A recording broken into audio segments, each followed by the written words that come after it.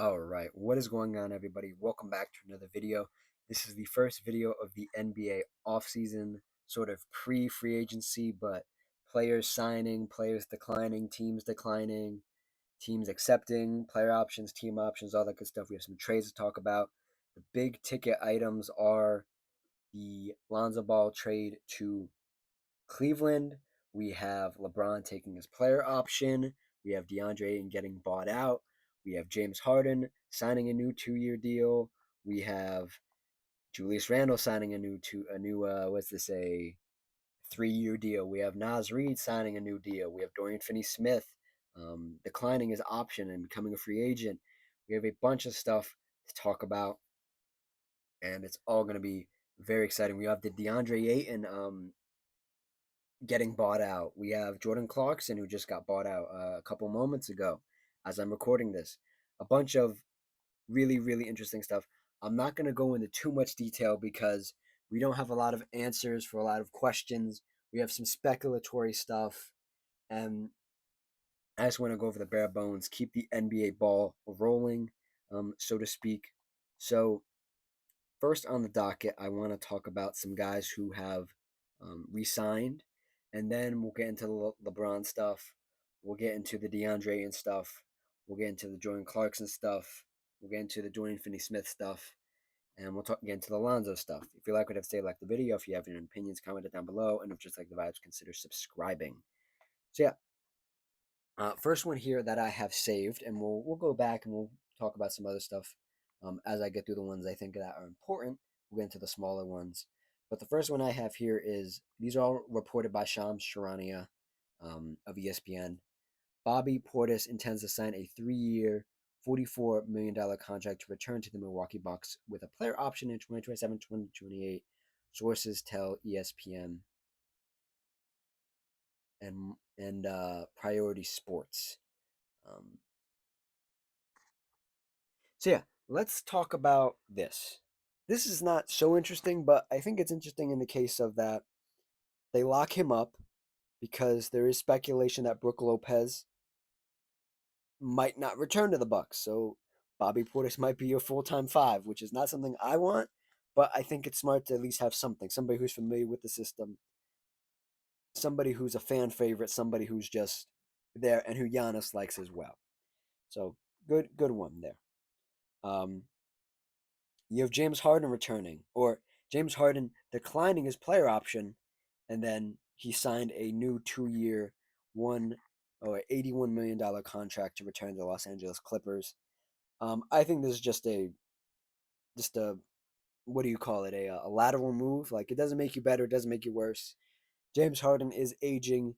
He did have a better regular season in this new role as sort of the elder statesman point guard. Still could have some scoring outbursts. Still wasn't there in the playoffs.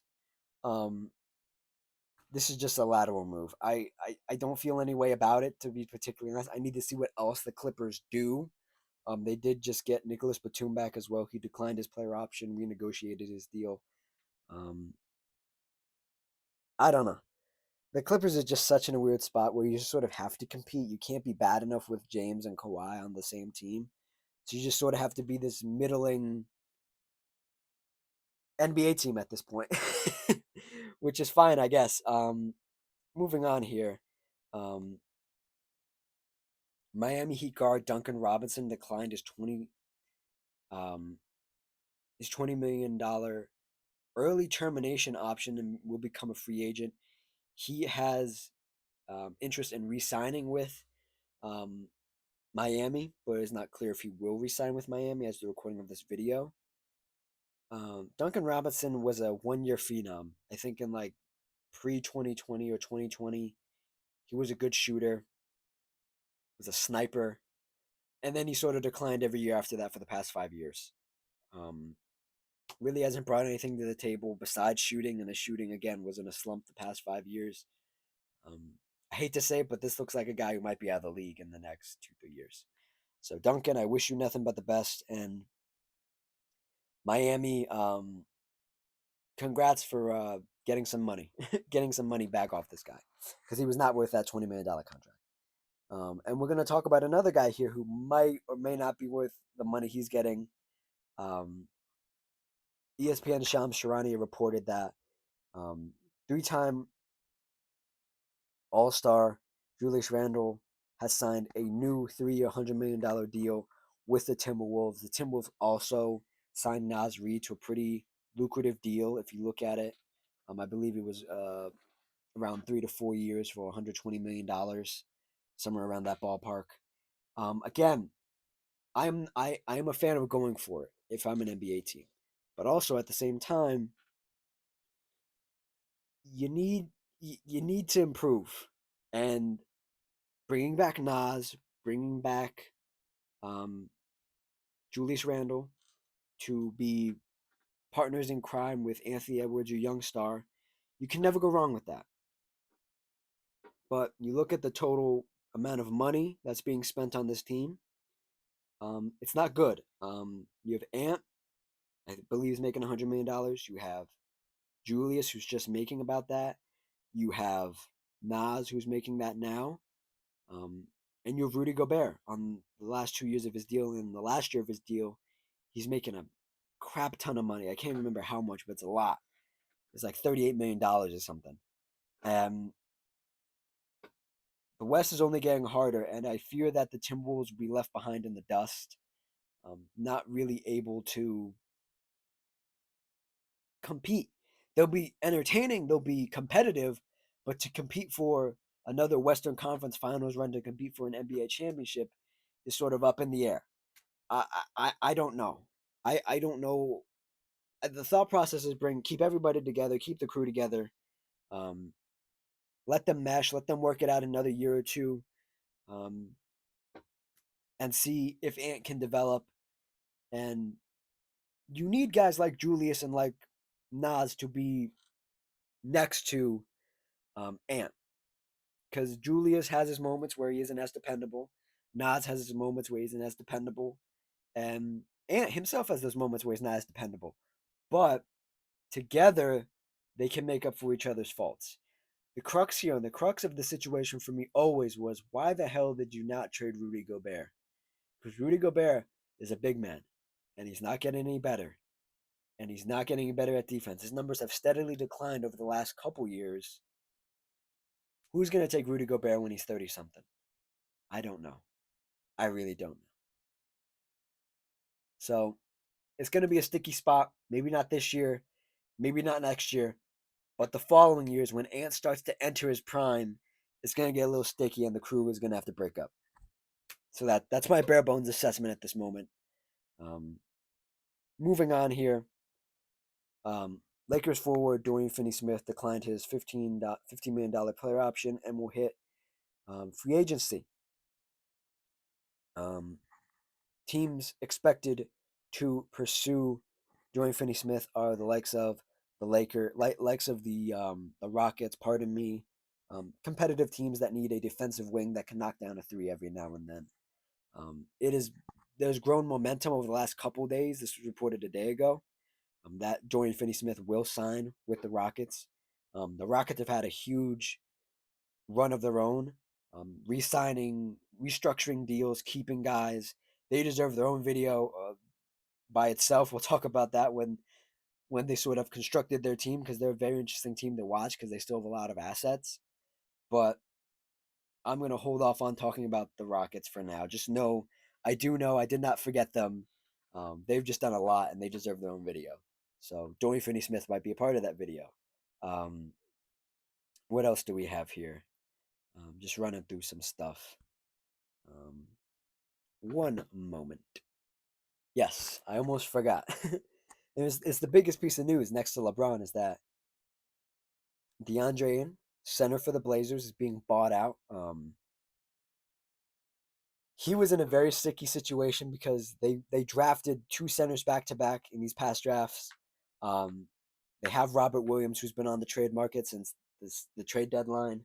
The Blazers obviously want to go young, and they did not want to keep DeAndre, and who, quite frankly, didn't do anything in the Blazers jersey. He was okay at times. The same questions arise about him um, in his last two stops in Phoenix, where he was drafted, and in Portland. It is speculatory. It is speculated that he is the center the Lakers have been looking for. There have been talks of the Lakers getting or trying to get Walker Kessler, trying to get Nicholas Claxton, trying to get a bunch of these serviceable centers because that's all they need is a serviceable center. Um, would I like to see DeAndre Ayton in a Lakers jersey? As somebody who has been following DeAndre Ayton's career since he was in Arizona in college, I was a very, very big fan of his. His game in college was so much different than it is now in the NBA. He was a tad bit more aggressive. He was a tad bit more confident. His game around the paint, literally around the paint, Tim Duncan esque, posting up, turning, firing a shot right in somebody's face in college where the guys are a little smaller, was brilliant. In the NBA, he really wasn't all that till he got to play with Chris Paul in Phoenix, the Phoenix Suns. He was really good in the finals, and he has finals experience. And what he did in Portland was mediocre. Okay, but I've always said this: guys in bad situations who can play at it like a maybe an All NBA, All defensive level, never want to play that hard on bad teams because they don't want to get injured, they don't want to try too hard, they don't want to stay there. Quite frankly, they want to go to a better team. For DeAndre and to negotiate him and his agent a buyout from Portland to go to wherever he wants for maybe a veteran minimum to prove himself for 1 or 2 years is incredible. It's an incredible stroke of luck for him. To talk about the Lakers, I think Luka can turn any center into an all NBA, all defensive center. Luka is one of my favorite players. DeAndre Ayton is one of my favorite players. Um, he's sort of been on my back burner as a fan because he's been in Portland and Portland hasn't done anything. I haven't watched him recently. I've seen some highlights every now and then. I'm not very hopeful that he's going to play any differently than he has um, in Portland or in Phoenix. But he is a guy who has experience. He is a guy who is serviceable, who can turn into a really above average center playing alongside LeBron and Luka. I think the best case scenario is that the Lakers get. Now I'm no Laker fan. Don't get me wrong. I'm just saying this is what's best for them is to get Brook Lopez and DeAndre Ayton.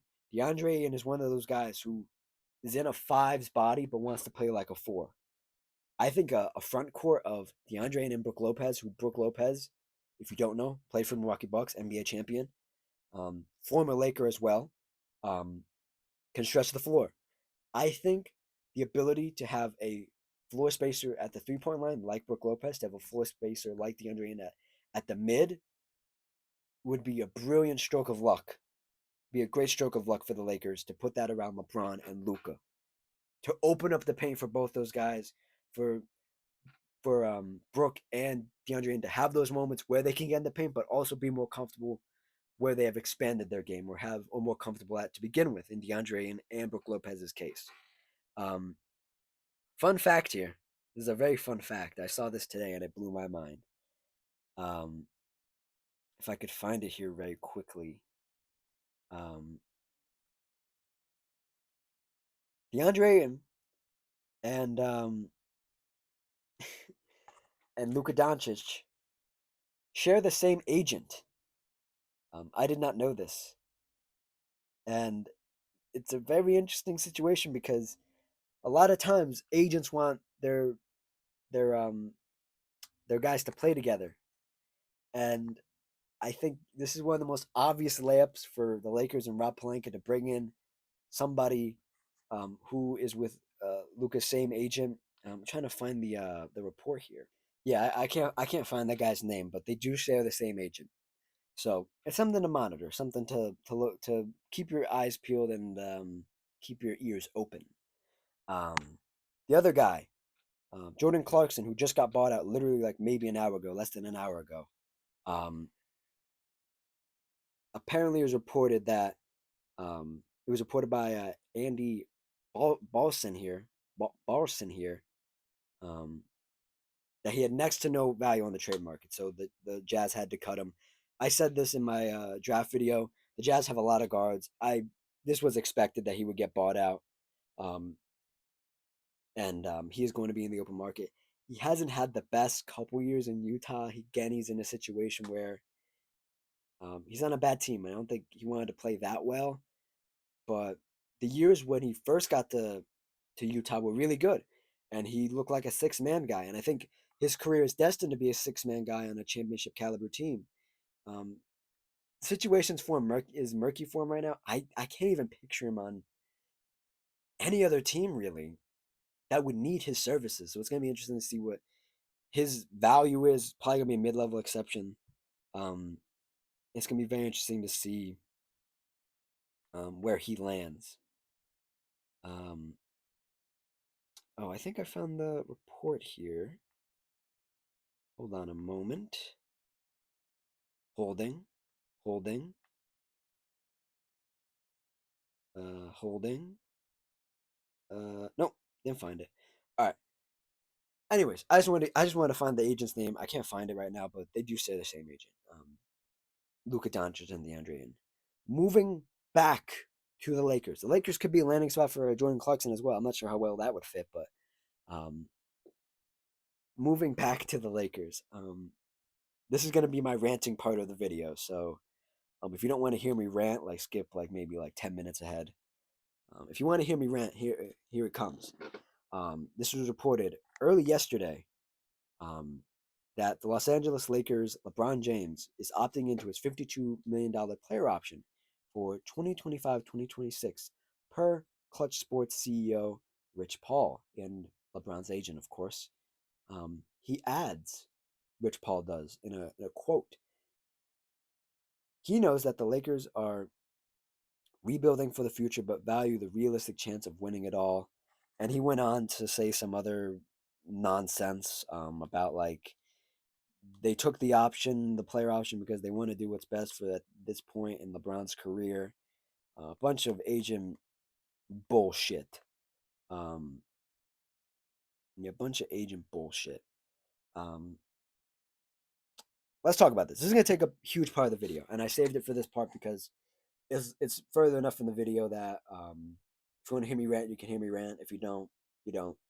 Um, I've not made it very clear on this channel, but I'll make it clear now that I'm not the biggest LeBron fan. I've come to respect him for what he's done for the game and what he's been doing in his career so far. The all-time leading scorer in the NBA is going to be the all-time leader in minutes this year and next year, depending on how many games he plays.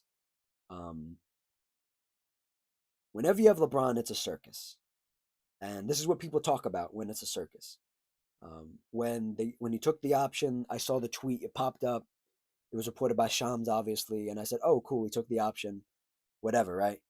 And then there were about like three, four, five more tweets about how LeBron wanted to take the option, and then Shams went on ESPN and talked about it.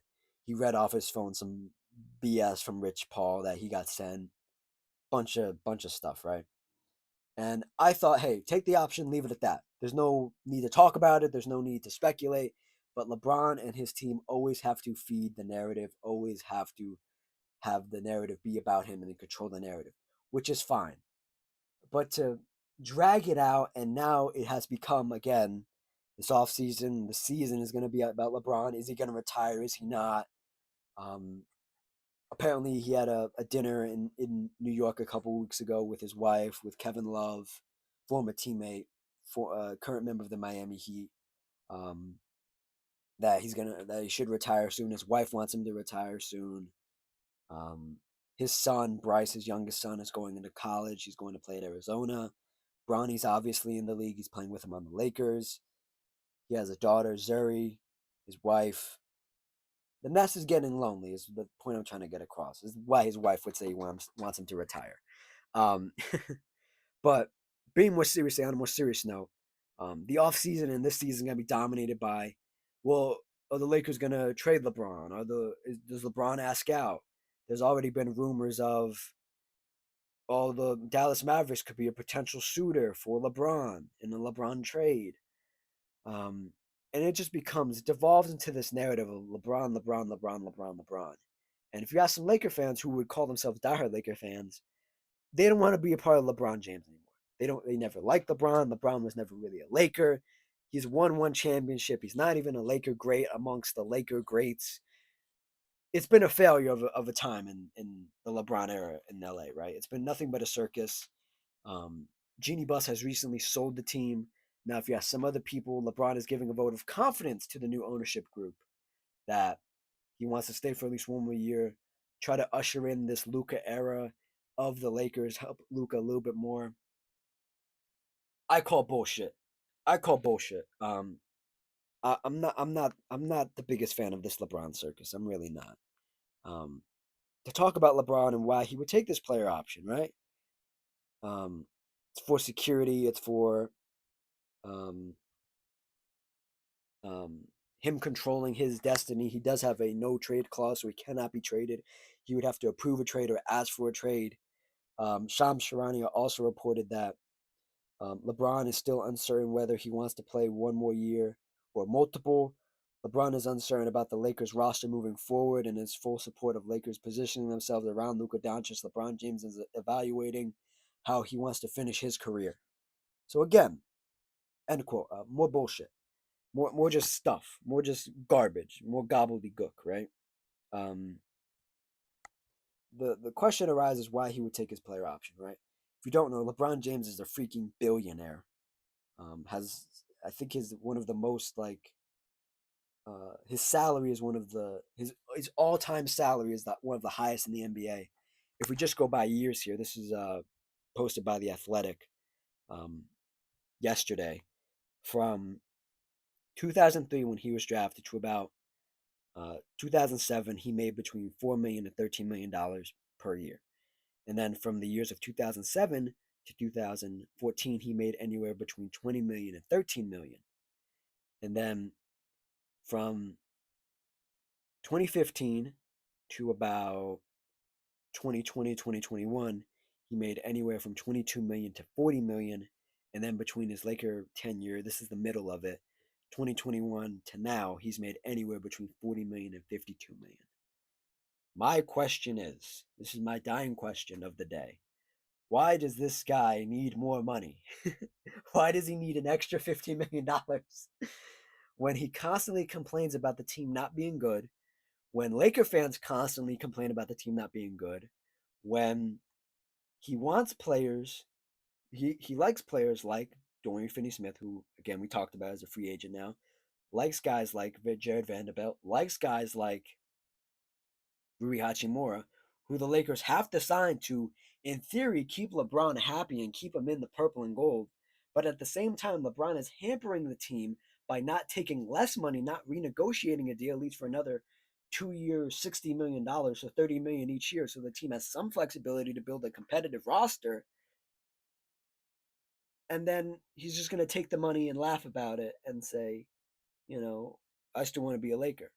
You just want to be in LA. All your stuff is in LA, LeBron. We all know this. People that are in the know this. It doesn't take a rocket scientist to figure this out, that you just want to be a part of the brand of the Lakers. You don't actually want to be a Laker anymore. If you wanted to be a Laker, you would take less money so that they can filter a competitive roster that is always talked about not being good enough. You got gifted Luka, who is going to be in a similar situation this year that they were last year, where you're not going to be competitive enough. You're going to hope that players take the mid-level exception to play for the Lakers, and then when they don't pan out, fans are still going to be mad. LeBron's still going to be upset. Do these cryptic tweets, do these cryptic post-game interviews about, well, I don't know, I can't carry the load as like I used to, and Luka is not ready, and this and that. And to be quite frank, LeBron has given a lot of lip service to Luka. He's been very honest and very candid that he likes Luka. He likes Luka's play style. They're very similar in play style, and he likes Luka. I don't think there's any question of LeBron liking Luka. I think it's the background noise and the background moving of LeBron saying one thing but doing another, and saying he wants a competitive team but not taking less money because he just wants the $50 million, and he's worth. And I will agree with Laker fans and LeBron fans. He is probably worth more than $52 million a year, whatever he's making in that given contract cycle. But you have to realize that in these moments, again, LeBron's not going to play forever. It's this year, next year, maybe the year after, maybe. Do you want to win a championship or not? Do you just want to be a Laker or not? Do you just want to be in LA or not? These are questions that stir in my mind as a fan of basketball and as somebody who's monitored and watched LeBron's career as somewhat of a pessimist and not a fan, but a pessimist. And always thinking, I get it. You're the best player. You deserve the most money. You deserve to be on a competitive team, but you have to take some sacrifice to be on a competitive team. And quite frankly, I don't think he's sacrificing enough. And when it comes, we'll see what happens in this free agency period and this offseason and these trades and everything. When it comes to February, March, April, are we going to hear LeBron complaining about his team yet again for the third year, second year in a row? Perhaps. If it all works out, it all works out. And the $52 million doesn't look bad. But man, have I never been more speculative or more concerned or more whatever the word is for LeBron and his future, because he does not seem like he wants to win championships anymore. He just seems like he wants to live in LA. And that's my honest opinion. Wrapping up here. Wrapping up. Um, let's talk about the Lonzo trade um, to Cleveland. Lonzo Ball, very competitive player, has been through a lot these last couple of years. It was really there was really a point last year and the year previous that they said he might not walk again. Um, and he came back. He played okay, and the Cleveland Cavaliers needed a player. Needed has a player now that fits Lonzo's archetype. A guy who can bring up the ball. A guy who plays defense. Um, a guy who's just a dog, and I think deserves to be on a competitive team. He was stuck in New Orleans. Then the Chicago thing never worked out. He got to play with DeMar DeRozan and Zach LaVine, and it never really worked out. Now the Bulls are in a rebuild. And the crazy thing about the Bulls is that they were offered a first round pick for Lonzo Ball at the trade deadline, and they didn't want to take it. And instead, now they traded him for Isaac Okoro, who Isaac Okoro isn't a bad player, but he's a supplementary guy to a championship team. And he was very important on that Cleveland Cavaliers run last year with his past playoffs. But man, was that not the value you want for a guy in Lonzo Ball? I'm very excited to see Lonzo in a Cleveland Cavaliers jersey. It's the word around the street is that Darius Garland is not going to be ready for the start of the regular season, so he's going to be out. I assume Lonzo Ball is going to start. He's going to get to play alongside Donovan Mitchell, whatever three they have, maybe Sam Merrill, defensive player of the year of Mobley, and All NBA defensive guy, and Jared Allen. It's going to be a very interesting watch, and I'm very interested to see what this means for the future of the Cavaliers in the sense of going forward in a wide open East next year. Um, yeah, just to I'm just going through some stuff I've saved here at the end of the video. Um, there is speculation. I'm using the word speculation. There's a hunch. There's rumors. There's word on the street. I have to find a different words for speculation. This was reported by Bobby Marks of ESPN. They have teams around the NBA have little to no interest in LeBron James because it would cost them 5 to 6 players just to match LeBron James' $50 million contract. Um, NBA teams don't believe it's a smart business move to bring in a 40-year-old LeBron James who could bounce in a year, might not resign. Um, Again, there's some speculation that um, he could ask a trade to the Dallas Mavericks. Now, if you aren't familiar with LeBron, LeBron had the opportunity to go play in Houston before he went to the Lakers. And he did not want to go to Houston because he didn't want his family to live in Houston. His family consists, again, like I said, his youngest son is going to college in Arizona this coming semester. Um, it's just his wife and his mother and his daughter that live in LA with him now, I think. Obviously, Bronny lives in LA because he plays for the Lakers. But I don't think it's a wild idea that to assume that he might try to get to Dallas. But I think Dallas would just say no. Why would I want LeBron James when I have Cooper Flag, the future? I don't need a 40-year-old guy like that. You know what I mean? And this is all speculatory. Can I be honest? I don't think any of this is going to happen. I think he's going to play in the purple and gold. I think it's going to be a disaster or it's going to go very well. And he's going to end his career in a Lakers jersey. I don't think there's any real weight to any of this, so to speak. And I think that's it. I think we got there. That's all the real news. I mean, I just wanted to touch on some of this. I'm really not going to talk about it too deep or get into too deep of any of the teams and the construction because we have to see what the full roster is. So, yeah, thank you for watching this update video.